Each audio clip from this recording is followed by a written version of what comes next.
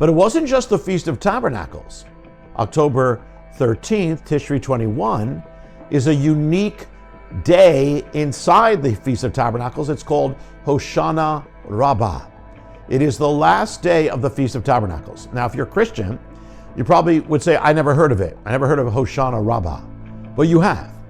That day is one of the few exact holy days that's mentioned specifically in the Gospels.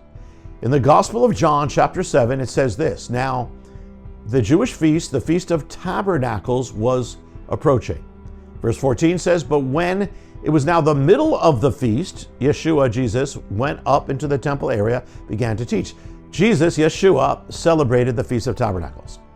But verse 37 says this: Now on the last day, the great day of the feast, Yeshua, Jesus, stood up. Okay, the last day of the Feast of Tabernacles, the great day, or it may be translated the last and greatest day of the feast. What's it talking about?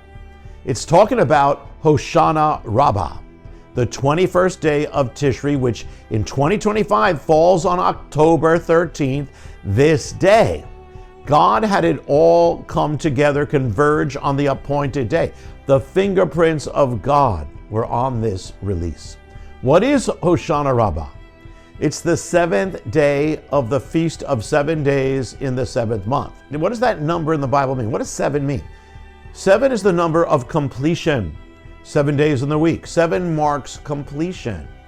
So here, God causes the captivity of 2 years to come to a completion.